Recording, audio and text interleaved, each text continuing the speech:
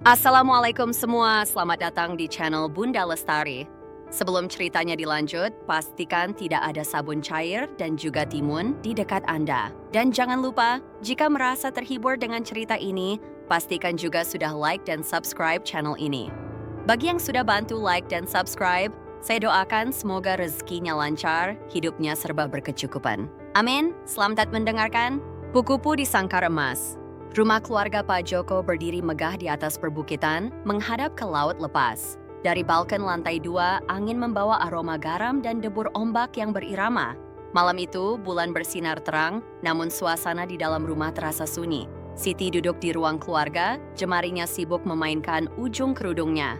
Wajahnya senduh, matanya terus menatap layar ponsel yang menampilkan pesan terakhir dari suaminya, Budi. Cuaca di laut masih buruk sayang, mungkin aku baru bisa pulang 2 atau 3 hari lagi. Kamu jangan khawatir ya. Pesan yang begitu singkat, begitu biasa, seperti sudah menjadi bagian dari rutinitasnya.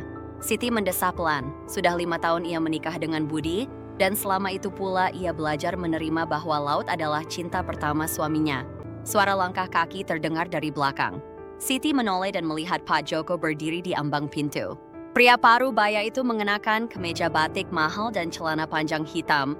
Wajahnya tegas dengan garis-garis usia yang menambah wibawanya.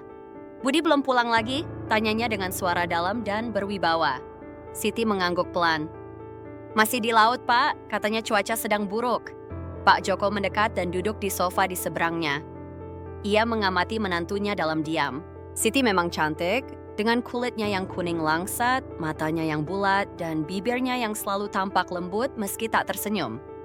Dia terlalu sering meninggalkanmu sendirian, ujar Pak Joko, lebih kepada dirinya sendiri. Siti tersenyum kecil. Saya sudah terbiasa, Pak. Budi memang suka melaut. Pak Joko mendengus pelan, tapi seorang suami seharusnya tahu batasannya. Dia punya istri yang harus diperhatikan. Siti hanya diam. Hatinya masih penuh kesetiaan, tapi ada ruang kosong yang terus-menerus ia coba abaikan.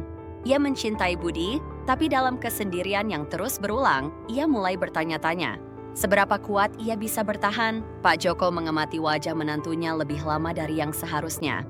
Ada sesuatu dalam dirinya yang terus berusaha ia tekan, sesuatu yang seharusnya tidak boleh tumbuh. Tetapi semakin hari, semakin sulit baginya untuk mengabaikan kehadiran Siti di rumah ini. Malam itu sesuatu berubah. Sesuatu yang diam-diam mulai menggerogoti batasan yang seharusnya tetap ada. Malam di villa keluarga Pak Joko selalu terasa sepi bagi Siti. Angin laut yang bertiup dari jendela kamar hanya menambah kesendiriannya.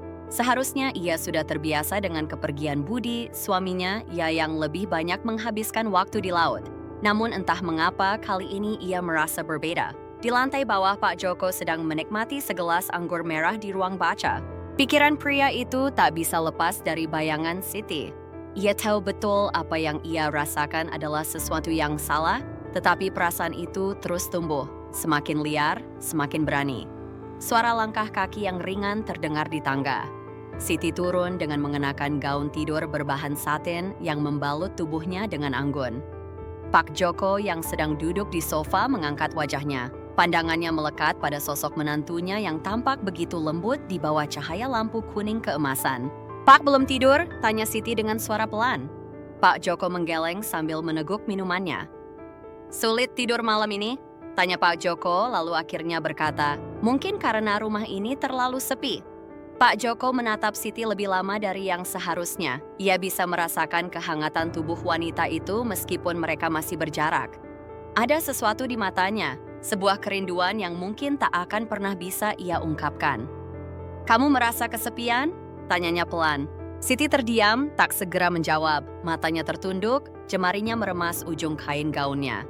Saya hanya kadang berharap Budi lebih sering di rumah. Pak Joko tersenyum tipis, tapi ada luka dalam tatapannya. Seorang wanita seperti kamu tidak seharusnya dibiarkan menunggu sendirian. Siti mendongak dan untuk pertama kalinya mata mereka bertemu lebih lama dari yang seharusnya. Ada sesuatu dalam sorot mata Pak Joko yang membuat dadanya bergetar. Sebuah perhatian, sebuah kelembutan yang sudah lama tak ia dapatkan dari suaminya sendiri. Tangan Pak Joko terangkat, perlahan mendekati wajah Siti. Ia ingin menyentuh pipinya, ingin merasakan kelembutan kulit wanita itu, tetapi ia tahu batasannya. Namun yang mengejutkannya, Siti tidak mundur. keheningan malam menyelimuti mereka berdua. Suasana di ruangan itu terasa hangat, seakan ada energi tak terlihat yang menarik mereka lebih dekat. Dengan suara yang terdengar lebih serak, Pak Joko bertanya, "Kamu merasa kesepian?"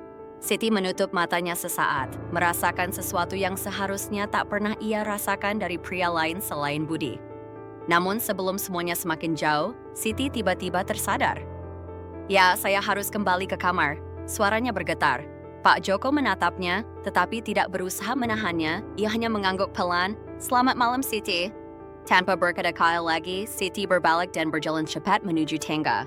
Namun bahkan sebat ia kembali ke kamarnya, jantungnya masih berdetak tak karuan. Ia tahu ini salah. Tetapi mengapa hatinya masih terasa hangat? Di bawah sana, Pak Joko meneguk sisa minumannya, menatap kosong ke arah pintu yang baru saja dilewati Siti. Ia tahu ia seharusnya merasa bersalah. Tetapi yang ia rasakan hanyalah satu hal. Ia menginginkan Siti lebih dari apapun di dunia ini. Malam itu keduanya tak bisa tidur. Malam itu sesuatu yang tidak seharusnya telah dimulai. Pagi di villa keluarga Pak Joko selalu dimulai dengan kesibukan. Para asisten rumah tangga mondar-mandir membawa sarapan ke meja makan, sementara aroma kopi yang baru diseduh menyebar ke seluruh ruangan.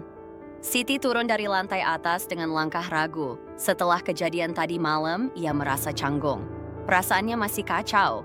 Pikirannya penuh dengan bayangan yang tak seharusnya ada. Di meja makan, Pak Joko sudah duduk rapi dengan koran di tangannya. Saat Siti masuk, pria itu melipat korannya perlahan dan menatapnya. Sekilas, tidak ada yang berbeda. Namun bagi Siti, tatapan itu kini memiliki arti lain, sesuatu yang sulit ia abaikan. "Pagi, Pak," sapa Siti pelan. Pak Joko tersenyum kecil. "Pagi, Siti, tidur nyenyak." Siti sedikit terkejut dengan pertanyaan itu. Ia hampir merasa seolah pria itu sengaja mengingatkannya pada kejadian semalam. Namun ia tetap berusaha bersikap biasa. "Cukupnya, Pak," ia duduk di kursi di seberang Pak Joko. Seorang asisten rumah tangga menuangkan teh hangat ke cangkirnya. Siti menggenggam cangkir itu erat, berusaha menenangkan dirinya sendiri. Suasana sarapan pagi itu berjalan tanpa banyak percakapan. Namun, diam-diam, Siti bisa merasakan tatapan Pak Joko yang sesekali mengarah padanya. Tidak tajam, tidak menuntut, hanya sekadar mengamati, seolah ingin memastikan bahwa ia baik-baik saja. Saat sarapan hampir selesai, ponsel Siti bergetar di atas meja. Ia segera meraihnya dan melihat nama yang tertera di layar. "Budi," jantungnya berdebar lebih kencang dari yang seharusnya. Dengan cepat, ia menjawab panggilan itu. "Halo, Mas." Suaranya terdengar lebih lembut dari biasanya. Di seberang, suara Budi terdengar ceria seperti biasa.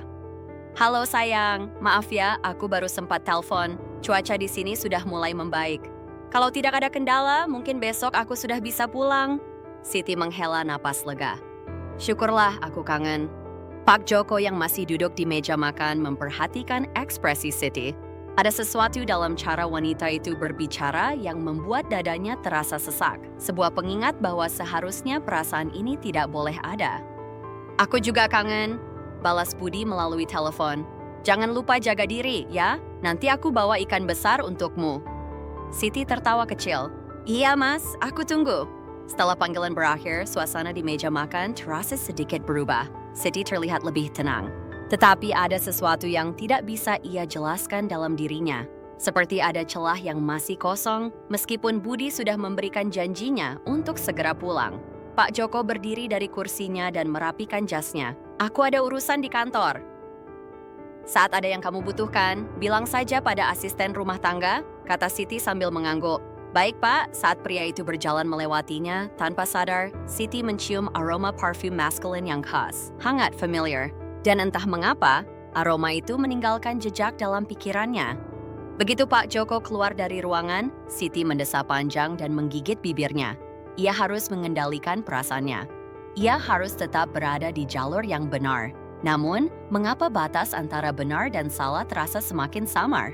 Malam itu, Siti duduk di taman belakang, di bangku kayu yang menjadi tempat favoritnya selama ini. Bulan bersinar terang di atas langit, menciptakan cahaya lembut yang menerpa wajahnya. Tapi hatinya tak setenang langit malam. Hari ini Budi akhirnya pulang. Ia tampak bahagia, tak mengetahui badai yang tengah mengamuk di hati istrinya. Siti ingin menganggap semuanya biasa saja. Ingin berpura-pura bahwa tidak ada yang terjadi antara dirinya dan Pak Joko. Tapi, apakah perasaan bisa dipungkiri? Langkah kaki terdengar mendekat. Siti menoleh dan melihat Pak Joko berdiri di sana. "Kenapa kau di sini?" bisik Siti. Suaranya bergetar. Pak Joko menatapnya, ekspresinya sulit ditebak. "Aku hanya ingin melihatmu untuk terakhir kalinya. Budi sudah pulang. Aku tahu apa yang aku rasakan ini salah, Siti." Siti menelan ludah. Ia ingin mengatakan sesuatu, ingin menyangkal, ingin menolak, tapi tubuhnya tetap diam. Pak Joko menghela napas panjang. "Aku akan pergi." Mata Siti melebar. "Pergi kemana? Meninggalkan kota ini?" "Aku sudah memutuskan untuk menyerahkan perusahaan pada Budi dan akan menetap di luar negeri." Siti tak percaya dengan apa yang baru saja ia dengar. "Pergi? Pak Joko akan pergi? Aku ingin menyudahi ini. Aku tak bisa terus hidup dalam bayang-bayang dosa yang aku ciptakan sendiri." Dadaku sesak, gumam Siti. Ada perasaan yang bergejolak di dalam dirinya. Ini seharusnya kabar baik. Ini seharusnya menjadi solusi. Tapi mengapa ada rasa kehilangan yang begitu besar di hatinya? Pak Joko menatapnya dalam, lalu tersenyum lirih. "Selamat tinggal, Siti." Kita berbalik dan meninggalkan teman, meninggalkan Siti, meninggalkan perasaan yang tak seharusnya ada. Siti tetap duduk di sana, membiarkan air mata yang sudah lama ia tahan akhirnya jatuh. 3 bulan kemudian, hidup Siti tampaknya kembali normal. Budi semakin sering berada di rumah, lebih memperhatikannya, lebih menyayanginya. Kehidupan rumah tangga mereka terlihat sempurna dari luar. Namun, ada satu hal yang berbeda, hatinya hampa. Siti bakal menelan harian harinya seperti biasa, tetapi ada bagian dalam dirinya yang terasa kosong. Sejak kepergian Pak Joko, ada sesuatu yang hilang dalam hidupnya, sesuatu yang tak bisa ia gantikan dengan apapun. Siti tak pernah lagi merasa benar-benar utuh. Ia menjalani hidupnya menjadi istri yang baik untuk Budi. 5 tahun telah berlalu sejak kepergian Pak Joko. Siti kini hidup tenang bersama Budi dan anak mereka Raffi. Mereka tinggal di sebuah rumah sederhana di pinggir pantai, jauh dari kehidupan mewah yang dulu mengikat mereka dalam batas-batas yang sulit ditembus. Hari ini, laut tampak tenang. Angin berembus lembut, membawa aroma asin yang khas. Siti duduk di teras belakang rumah mereka, memandangi ombak yang berkejaran di kejauhan. Di pangkuannya, Raffi tertidur pulas. Wajahnya mengingatkan ada seseorang. Tidak hanya Budi, tetapi juga Pak Joko. Siti tersenyum kecil, mengusap lembut rambut anaknya. Ia telah menerima takdirnya, menerima bahwa kehidupan telah membawanya ke jalan yang berbeda dari apa yang pernah ia bayangkan. Tapi satu hal yang ia pelajari selama bertahun-tahun ini adalah cinta sejati selalu menemukan jalannya, meskipun dalam bentuk yang berbeda. Mungkin cinta yang ia bagi dengan Pak Joko memang tidak pernah bisa menjadi nyata di dunia ini. Tapi itu tidak berarti ia tidak bisa bahagia. Ia memilih jalan yang benar dan pada akhirnya ia tetap menemukan kebahagiaannya. Karena cinta sejati bukan hanya tentang memiliki. Kadang cinta sejati adalah tentang merelakan.